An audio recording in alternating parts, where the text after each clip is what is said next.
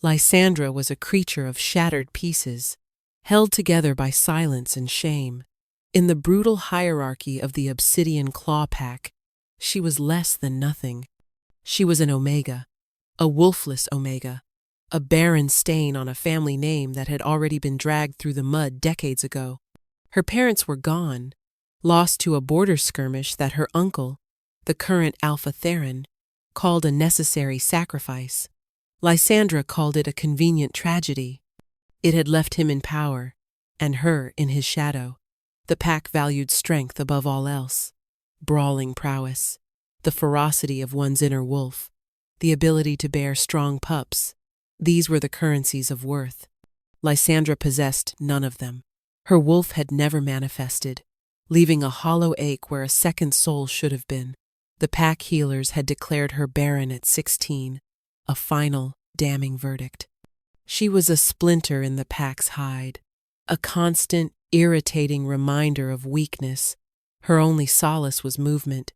In the secluded grove behind the pack house, where the weeping willows veiled the moonlight, she would dance. It was a secret, shameful thing, this twisting and turning of her lithe body to rhythms only she could hear. Dancing was useless. It could not hunt, could not fight, could not secure a bloodline. It was a frivolous, delicate art in a world of stone and claw. Yet, in that secret space, she was not the shattered omega. She was whole. Her limbs told stories her voice could not, tales of sorrow and a desperate, flickering hope. The news arrived like a thunderclap on a clear day. The Alpha King was coming. Not just any Alpha, but King Zephyros of the Shadowlands, a monarch whose name was a whispered curse in the territories. He was a conqueror, a beast of a man whose armies had swallowed smaller packs whole. The Obsidian Claw had bent the knee years ago, sending tribute annually to keep his wrath at bay. This year, for the first time, he was coming to collect it himself. Fear, thick and cloying, settled over the pack. Theron called a gathering in the great hall, his face a mask of strained authority. He stood before the hearth, firelight glinting off the silver in his dark hair. "King Zephyros honors us with his presence," he announced, his voice booming with false confidence. "He demands our finest tribute, a symbol of our unwavering loyalty." A murmur rippled through the assembled wolves. The finest hunters? The best of the harvest? Gold from their meager mines? Theron's eyes, cold and calculating, scanned the crowd. They passed over strong warriors and fertile she-wolves, over skilled artisans and wise elders. Then, they landed on Lysandra, standing near the back, trying to make herself invisible. A slow, cruel smile spread across his lips. "We will offer him something unique," Theron declared, his voice dripping with malice that only Lysandra could fully recognize. "A display of our culture. My niece, Lysandra, will dance for him." A collective gasp, followed by a wave of snickering laughter, filled the hall. It was the ultimate insult, both to her and to the king, to offer a wolfless, barren omega as entertainment was a mockery. They were presenting their most useless member as a symbol of their pack. It was Theron's way of punishing her for existing, of using her brokenness as a political statement. Lysandra's blood ran cold. She felt hundreds of eyes on her, a physical weight of scorn and pity. He wanted to humiliate her, to break the last unbroken piece of her spirit on the stone floor of the great hall, all for the viewing pleasure of a monster king. Her heart hammered against her ribs, a frantic bird trapped in a cage of bone. There was no refusing an Alpha's command. She was being led to slaughter, not by claw or fang, but by shame. The night of the king's arrival felt like the end of the world.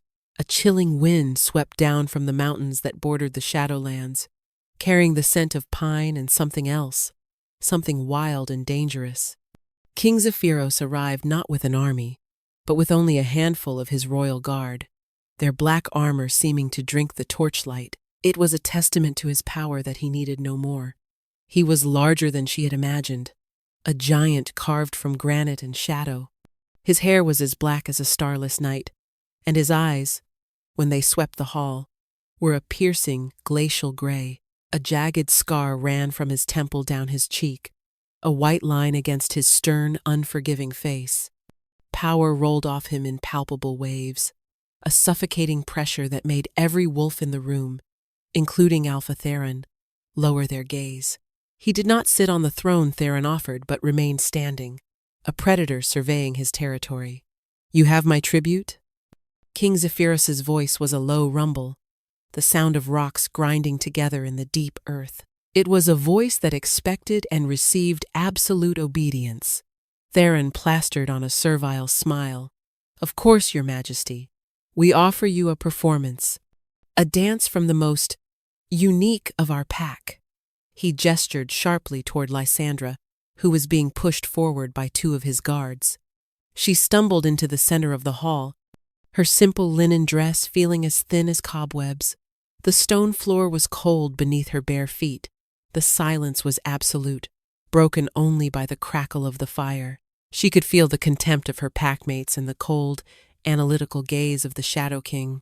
This was it, the moment of her final public destruction. The great hall of the Obsidian Claw was a theater of cruelty, and Lysandra was the unwilling star. Every torch seemed to conspire to illuminate her, to expose her trembling form to the sea of hostile faces. Her uncle Theron's smirk was a venomous slash in the firelight. He had orchestrated this perfectly, a masterpiece of humiliation, designed to break her spirit completely while feigning respect for his overlord. To present this a flawed, wolfless Omega was to offer trash and call it treasure.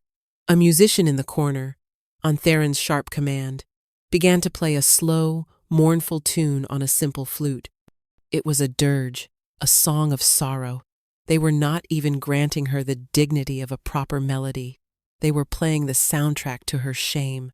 For a heartbeat, Lysandra's limbs refused to move. Fear was a block of ice in her veins. She could run. She could scream. She could fall to her knees and beg for mercy. But then she looked up, past the jeering faces of her pack, and met the eyes of the Alpha King. His gaze was not mocking.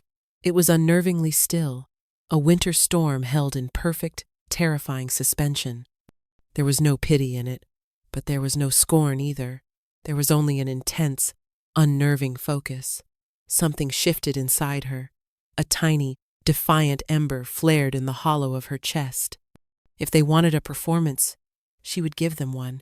If they wanted to see her break, she would show them the beauty in what was broken. She would not dance their dirge of shame. She would dance her own story. Lysandra closed her eyes, shutting out the hall, the king, her tormentors. She let the clumsy flute melody fade away and found the rhythm that lived within her blood, the silent music of her own resilient heart. She took a breath, and then she began to move. Her first steps were hesitant, the language of a fawn testing a frozen lake. Then, as the inner music swelled, her movements grew bolder. She did not perform the stomping, aggressive dances of pack warriors. Her dance was one of fluid grace, of lines and curves that spoke of willow branches in the wind and water flowing over stone. Her arms rose, carving arcs through the air, her hands telling a story of reaching for a sky she could never touch. She spun, her simple dress flaring around her, and in that spin, she poured all her years of silent suffering, the loneliness of her childhood, the sting of being called defective, the quiet agony of being an outcast in her own home. It was all there, but mingled with the sorrow was a thread of pure, unyielding defiance. Her back arched, a gesture not of submission, but of strength. Her feet moved across the stone, not with the weight of despair, but with the lightness of a spirit that refused to be crushed. The snickering in the hall died away, replaced by a stunned, disbelieving silence. The wolves of the Obsidian Claw had only ever seen her as a clumsy, withdrawn girl. They had never seen this creature of raw, aching beauty. They did not understand what they were seeing, but they could not look away. From Zephyros's perspective, the world had narrowed to the girl in the center of the room. When she had been pushed forward, a frail thing in a threadbare dress, he had felt a familiar surge of irritation. Theron was a fool, playing a dangerous game. Did he think Zephyros, the king who had toppled mountains and silenced armies, would be amused by this pathetic offering? He was about to voice his displeasure, to perhaps make an example of Theron for the insult, when she had begun to move, and everything stopped. For years, Zephyros had lived with a constant storm inside him, a gnawing, tearing beast of shadow and rage that was his curse, his secret shame. It was a ceaseless cacophony of pain and fury that left him isolated, untouchable, perpetually on the edge of losing control. He had built walls of ice and iron around his soul to contain it. But the girl, her dance was like a single, perfect note of music that cut through the hurricane. As she moved, a strange, unprecedented quiet fell over the beast within him. The tearing claws seemed to loosen their grip. The roaring faded to a distant hum. He watched the lines of her body, the sorrow and strength in her expression, and for the first time in a decade, he could breathe without feeling the serrated edge of his own inner darkness. He saw not a weak Omega, but a survivor. He saw a grace that was a form of power he had never encountered before. It was not the power of fang and claw, but it was power nonetheless. When her dance ended, she stood with her chest rising and falling, her head bowed, awaiting the inevitable judgment. The silence in the hall was absolute, heavy with confusion and a strange new tension. King Zephyros took a step forward, the sound of his boots on the stone echoing like a death knell. He ignored Theron, who was now looking pale and uncertain. He walked until he stood directly before Lysandra. She forced herself to look up at him, her heart pounding a frantic tattoo against her ribs. This was it. He would strike her down for the mockery, or dismiss her with a contemptuous word. His glacial gray eyes held hers. The storm was still there, deep within them, but now she could see something else, a flicker of something. Not kindness, not yet, but a raw, consuming curiosity. "You," he said, his voice a low command that vibrated through her bones. "You are the tribute." It was not a question. It was a declaration. Theron's jaw dropped. "Your Majesty, she is nothing." A faulty Omega, wolfless, useless. Zephyros's head snapped toward him, and a low growl, more animal than man, silenced Theron instantly. The sheer murderous intent in that sound made every wolf in the hall flinch. "I have made my choice," Zephyros stated, his eyes never leaving Lysandra. "She will return with me to the Shadowlands." The shock in the room was a physical force. He was not just accepting the tribute. He was claiming her. He was taking their broken toy and declaring it his prize. Lysandra could only stare, breathless, as the feared Alpha King, the monster from the legends, sealed her fate with 4 simple words, dragging her from one cage only to throw her into another, far more terrifying one. The journey to the Shadowlands was a silent, grim affair. Lysandra was placed on a horse and surrounded by the king's royal guard, their black armor a stark contrast to the snow-dusted pines they passed.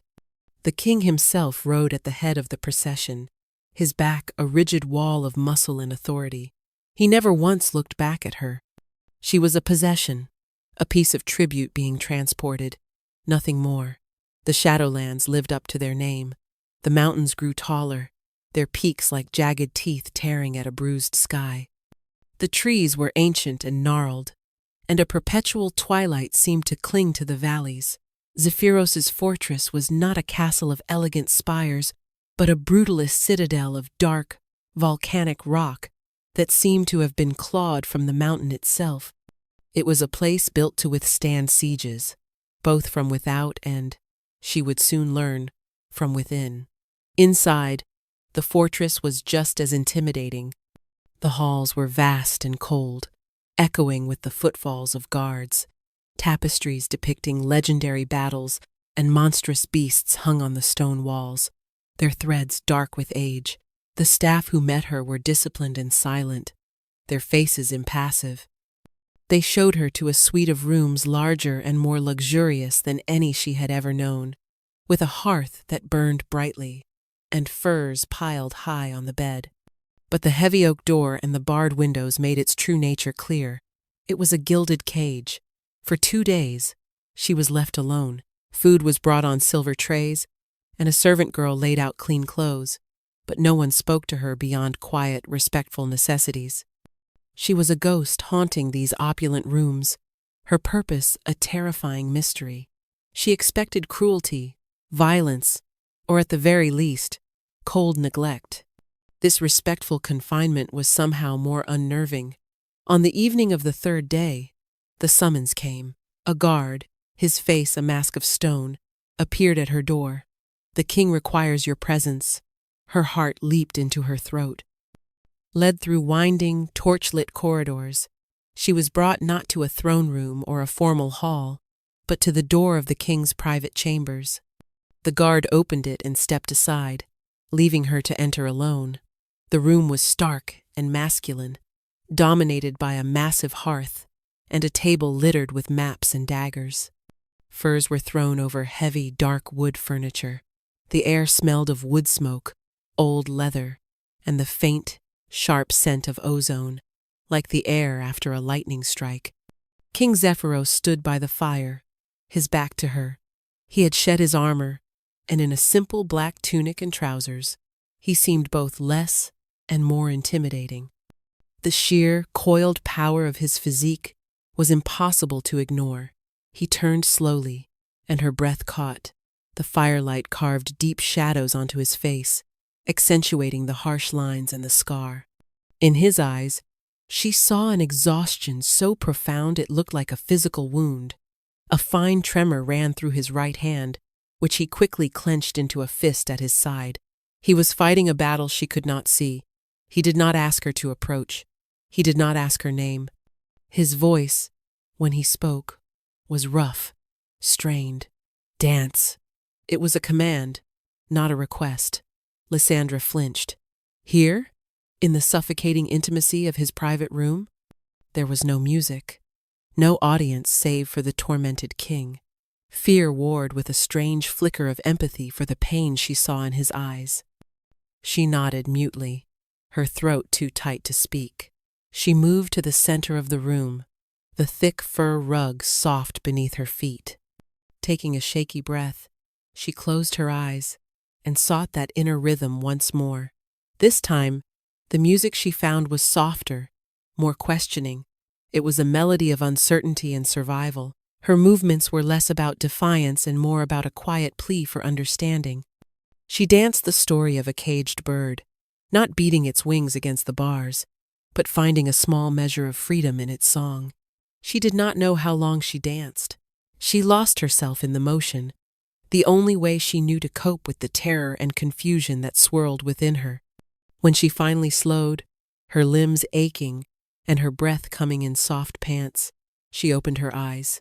Zephyros had not moved from his spot by the fire, but the change in him was startling. The rigid tension in his shoulders had eased. The deep lines of pain around his eyes had softened. The tremor in his hand was gone. He was watching her with that same unnerving intensity, but the glacial ice in his gaze had thawed just enough for her to see the weary man beneath the monstrous king. He said nothing. He simply gave a short, sharp nod of dismissal. It became their ritual. Every night, the silent guard would come for her. Every night, she would be led to the king's chambers. Every night, he would utter that single raw command, "Dance." And she would. She danced of forgotten memories, of winter thaws, of the flight of a lone hawk against a gray sky. She danced out her fears, her loneliness, her resilient, stubborn hope. And every night, she watched as the simple act of her movement seemed to soothe the violent storm within him. He never touched her. He rarely spoke, but in the quiet moments after she finished, a strange, fragile connection grew between them in the charged silence. She was his prisoner, his tribute, but she was beginning to realize, his medicine, and she had no idea what sickness she was meant to be curing. Whispers were the currency of Zephyros's fortress, and Lysandra slowly began to accumulate a small fortune of fear and rumor. The servant girl who brought her meals, a young woman named Mira with kind but terrified eyes, was her primary source. At first, Mira would only dart in and out, her head bowed, but as the days turned into weeks, she would linger, answering Lysandra's hesitant questions in a hushed voice. "The king, he is not well," Mira had confided one morning, her hands trembling as she set down a tray of bread and cheese. "He has a temper, an affliction. Sometimes, at night, the castle shakes. We hear him roaring, not like a wolf, but like something else, something older and darker." Lysandra learned that Zephyros never took meals in the great hall. He rarely met with his own council. He had never taken a mate, nor even a consort. He was a king who ruled from the shadows of his own chambers, utterly and completely isolated. "No one touches him," Mira whispered, her eyes wide. "Ever.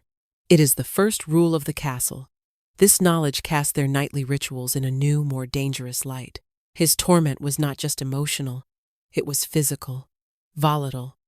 Her dancing was not just a comfort, it was a leash on a beast she had yet to truly see. One afternoon, she was met not by Mira or a guard, but by a man whose presence was second only to the king's. He was tall and lean, with hair the color of sand and calm, intelligent eyes. He wore the black and silver of the royal guard, but with an air of command. "I am Corvus," he said, his voice even and direct, "the king's beta." He studied her not with scorn, but with a cautious, assessing gaze. "His Majesty is more settled since your arrival. The tremors are less frequent. The nights are quieter." It was the first acknowledgement from anyone that she was having an effect. Lysandra did not know what to say. "I do not know what you are," Corvus continued, his expression unreadable, "but you are playing with a fire that has consumed everyone who has ever gotten close to him. Be careful, the quiet in a storm is often the most dangerous part." His warning was not a threat, but a genuine expression of concern, which was almost more frightening. The fragile peace of their routine was shattered by the arrival of a delegation from the Obsidian Claw. Lysandra's heart seized with ice when she saw who led them. Her uncle, Alpha Theron. He strode into Zephyros's throne room, a cavernous, intimidating chamber where the throne itself was carved to look like a snarling wolf with a practiced air of deference that failed to mask the cunning in his eyes. "King Zephyros," Theron said, bowing low, "I have come to discuss the redrawing of our shared border, and to inquire after the well-being of my delicate niece."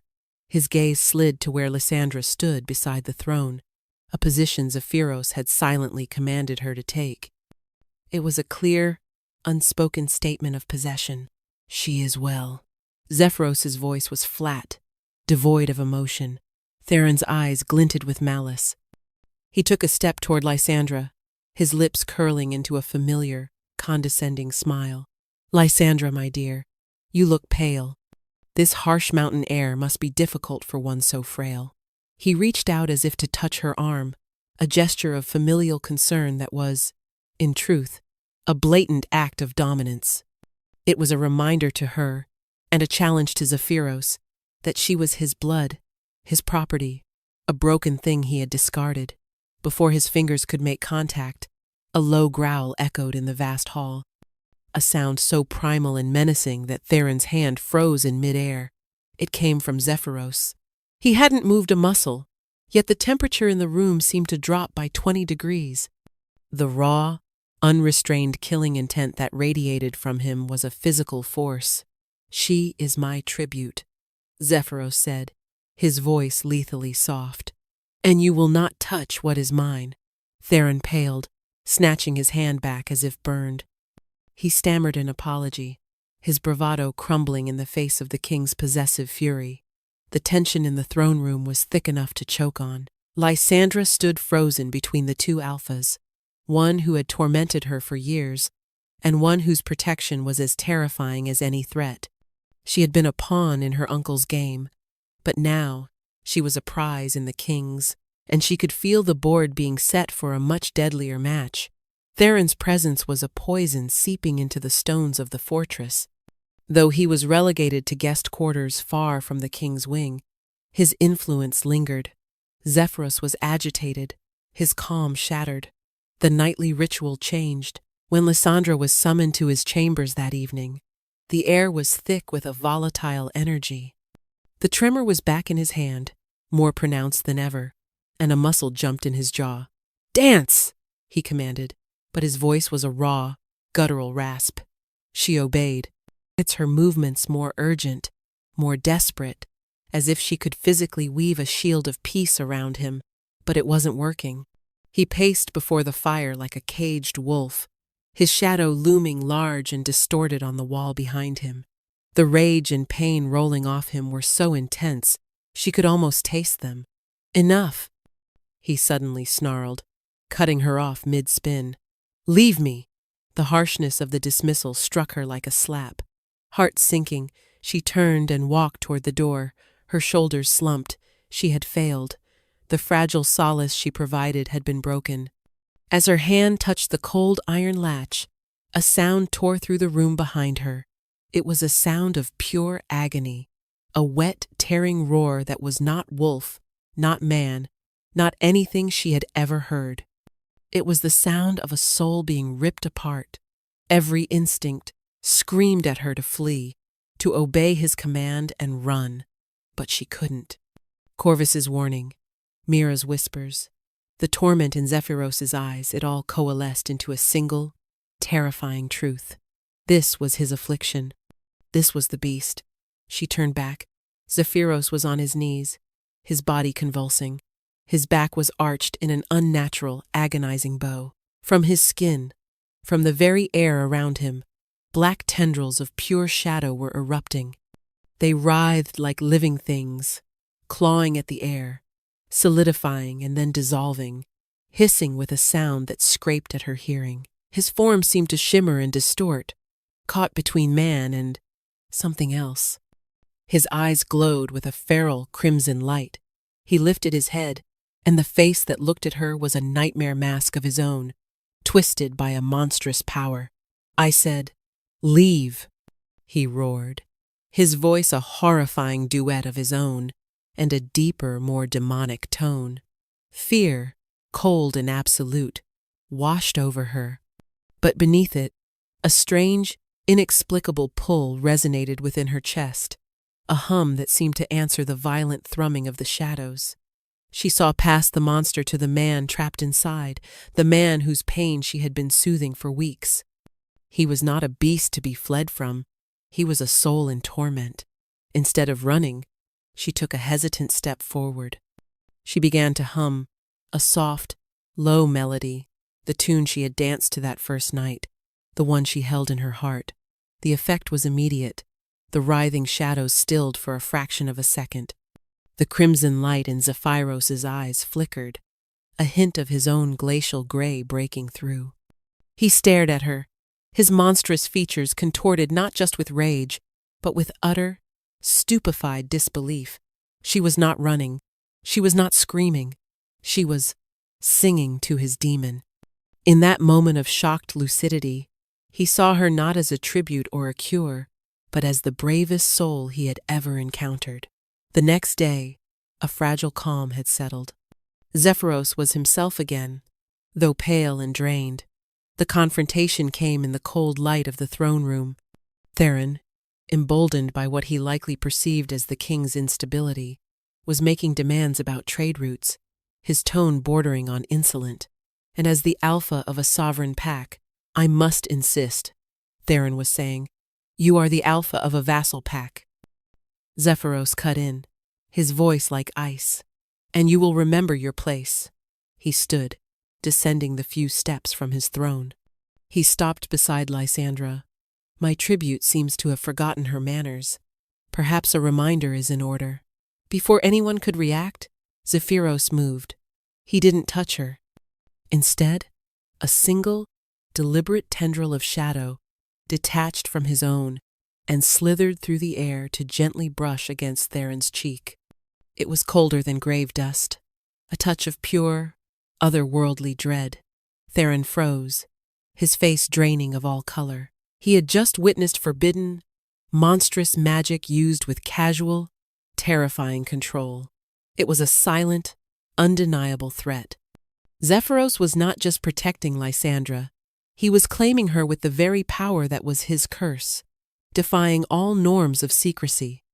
It was a public act of defiance, choosing her over his own carefully guarded secret. Later that day, Zephyros found her in her rooms. The walls he had built around himself had been irrevocably breached.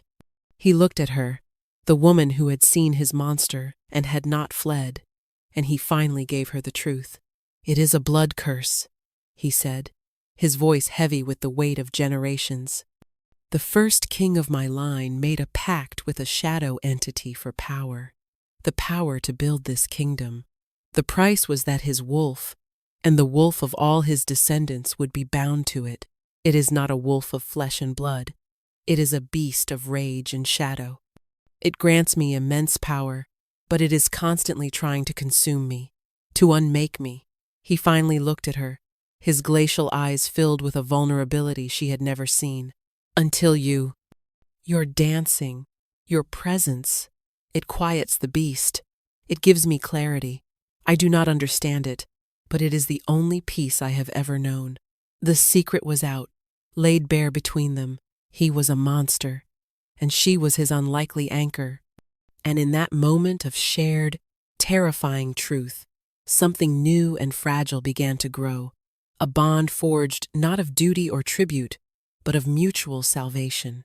The grand feast was Theron's chosen battlefield. It was a political necessity, a formal dinner to finalize the agreements Zephyros had forced upon the obsidian claw. The great hall of the Shadow Fortress was filled with Zephyros's stern-faced council and Theron's nervous entourage. Lysandra sat at Zephyros's right hand, a position of honor that made her a target for Theron's simmering rage. He watched her from across the high table, a predatory smile playing on his lips. He believed he had found the king's weakness. Theron proposed a toast. "To our new alliance, and to the king's health," he boomed, gesturing for a servant to fill Zephyros's goblet from a special cask of wine he had brought as a gift. It was a dark, rich vintage, smelling of blackberries and deceit.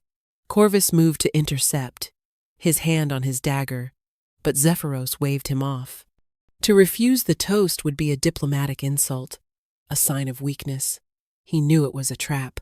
He could see the triumph in Theron's eyes, but he would not cower. He lifted the silver goblet, his gaze meeting Lysandra's for a brief, reassuring moment, and then he drank. The effect was not immediate, but it was catastrophic. The wine was laced with more than just poison. It was an alchemical nightmare, a blend of concentrated wolfsbane and shadowthorn, an herb known in dark legends to drive shadow creatures into a blood frenzy. It was designed not to kill him, but to utterly shatter his control. A low groan escaped Zephyros's lips. He dropped the goblet, which clattered to the stone floor. He gripped the arms of his throne, his knuckles turning white. The curse, which he had fought to a tense stalemate for years, hit him like a tidal wave. Black veins pulsed on his neck and temples. The shadow tendrils erupted from his back, no longer controlled wisps, but thick, violent lashes of living darkness that smashed plates and sent goblets flying. Panic exploded in the hall. Chairs scraped back as lords and ladies scrambled away in terror. Guards drew their swords, their faces a mixture of fear and confusion. Theron remained seated, a smug, victorious look on his face. "The king is unwell," he shouted over the din. "He is a monster, a danger to us all. Seize him." Zephyros threw his head back and roared, the sound a horrific blend of his own voice and the demonic screech of the shadow beast. His form began to shift and swell, his hands elongating into wicked claws. his teeth sharpening into fangs. The crimson glow of the beast's rage burned in his eyes, consuming the last vestiges of his control. He was losing. The beast was winning. Through the red haze of pain and fury, he saw two things. Theron, smirking, already moving to position himself as the savior of the panicked court, and Lysandra. She hadn't run. She stood beside the throne, her face pale with fear but her eyes wide with a fierce, unwavering resolve. The beast wanted to destroy. It wanted to tear Theron limb from limb. It wanted to plunge the entire hall into a nightmare of shadow and blood. It saw Lysandra as a fragile thing in its path, a part of Zephyros. The man, the king, screamed at her from within the prison of his own flesh. Run! This was the ultimate choice. He could retreat, flee to his chambers and fight his battle in private, leaving his court and Lysandra to Theron's mercy. Or he could stand and fight, here, now, and risk exposing the full horror of his curse to the world, proving Theron right. He chose her. With a titanic effort of will, he forced the raging beast to focus. He would not let it harm her. He would protect her, even if it was the last act of his sanity. He took a staggering step toward Theron, putting his monstrous, shifting body between the traitor and Lysandra. But Lysandra had no intention of being protected. She saw his choice, saw the agonizing battle in his eyes. He was fighting for her, and she would fight for him. She stepped out from behind the throne into the wide, cleared space in the center of the hall. The chaos swirled around her, a vortex of screams and drawn steel. She ignored it all. Her world narrowed to the magnificent, terrifying creature that was her king.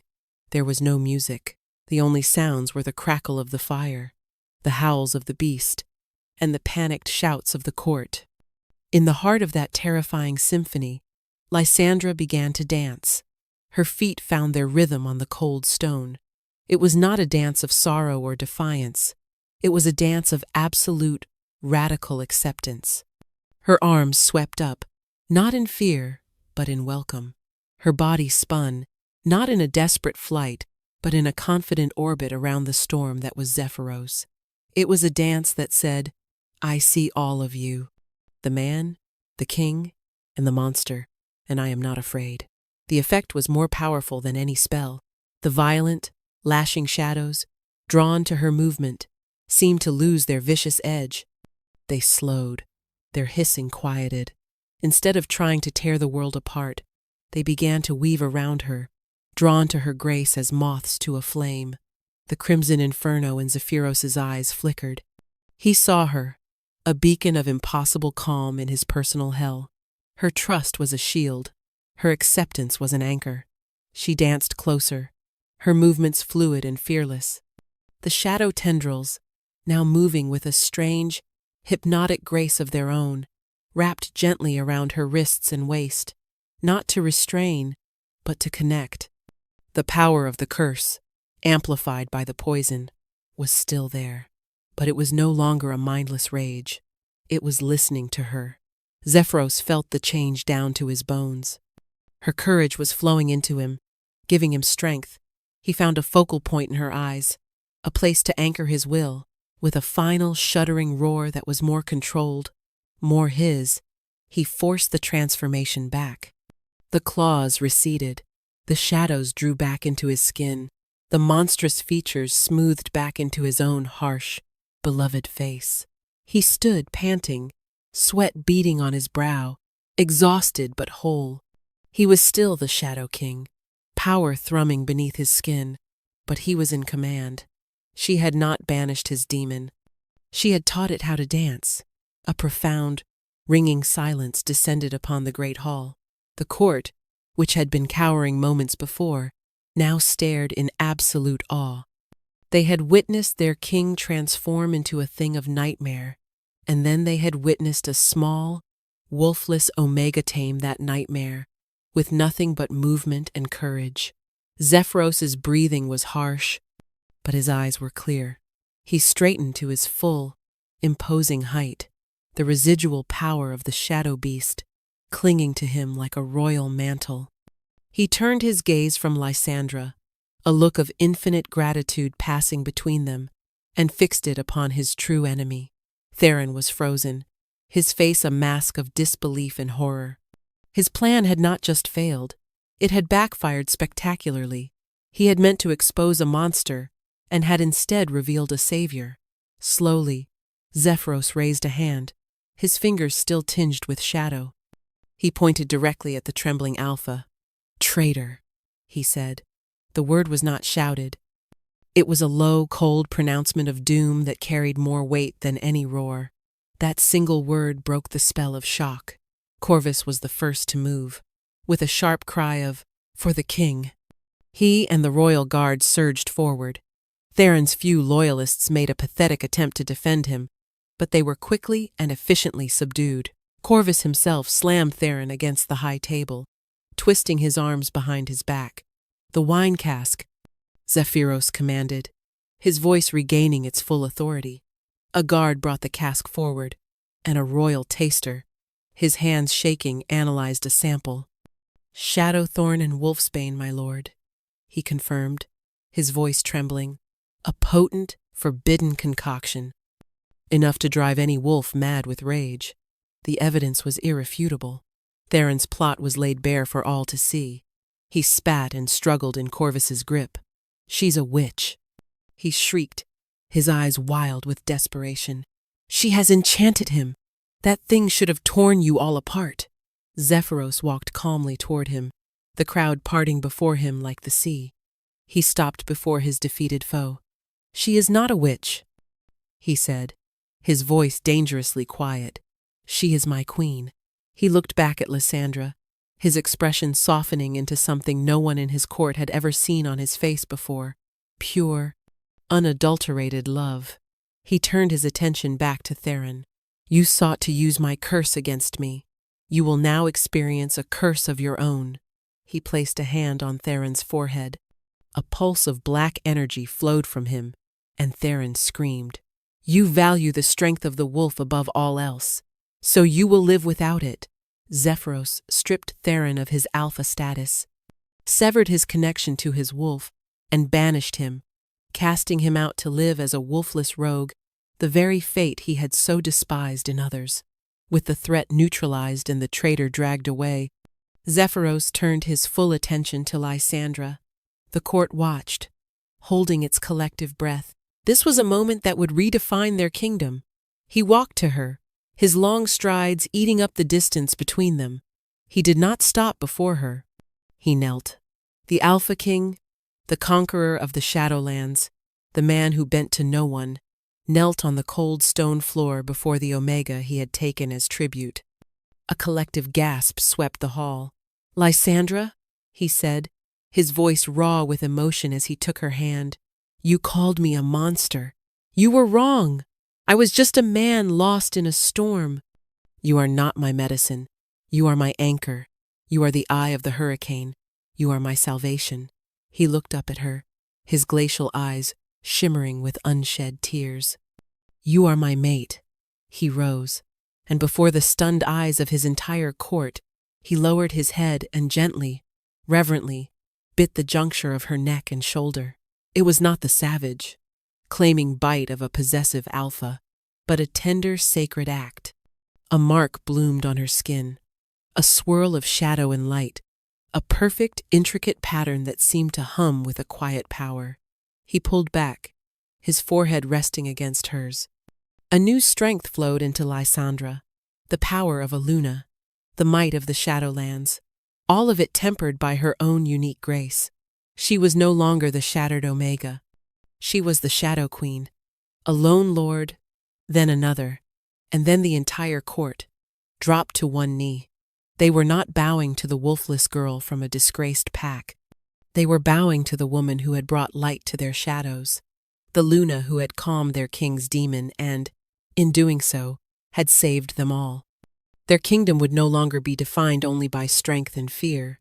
It would now be defined by a new, more profound power, the power of grace. 1 year later, the fortress of the Shadowlands was transformed. Where once there had been only bare stone and grim tapestries, now ivy climbed the walls of the inner courtyards, and vibrant flowers bloomed in stone planters that Lysandra had insisted upon. Laughter, a sound once foreign to these halls, could now be heard echoing from time to time. The kingdom was not softer, but it was stronger, its foundations reinforced by a newfound balance. Zephyros was a changed man. The curse was not gone, but it was no longer a curse. It was simply his power, a part of him that he now controlled with perfect clarity, an extension of his will that was tempered by his mate's influence. The shadows still clung to him, but they were calm, and the permanent exhaustion had finally lifted from his eyes. He smiled now, a true, breathtaking smile that was reserved almost exclusively for his Luna. He found her in the new garden she had cultivated on the highest terrace, a riot of moonlight blossoms that only opened after dusk. She stood watching the stars, a soft shawl wrapped around her shoulders. He came up behind her, wrapping his arms around her and resting his hands gently on the swell of her belly. "He is restless tonight," Zephyros murmured, his lips brushing her temple. He could feel the faint, fluttering kicks of their unborn son against his palm. Lysandra leaned back against his solid warmth, a contented sigh escaping her lips. "He is your son. He is merely practicing his battle cries." Zephyros chuckled, the sound a low, happy rumble in his chest. A miracle. The healers had all called her barren, a vessel sealed by fate. But fate, it seemed, had little power against a love forged in shadow and light. Their child, the heir to the Shadowlands, would be born of both a prince with his father's strength and his mother's grace. She turned in his arms, her hands coming up to cup his scarred, beloved face. "They called me useless," she whispered, her eyes shining with tears of joy. "They said my dancing served no purpose." Zephyros caught a tear with his thumb. "Your dance did not just serve a purpose, my love," he said, his voice thick with emotion. "It redrew the stars. It saved a kingdom. It saved me." He bent his head and kissed her. A long, slow kiss under the silent watch of the moon. A king and queen who had found their perfect, impossible rhythm in a world that had only ever known discord.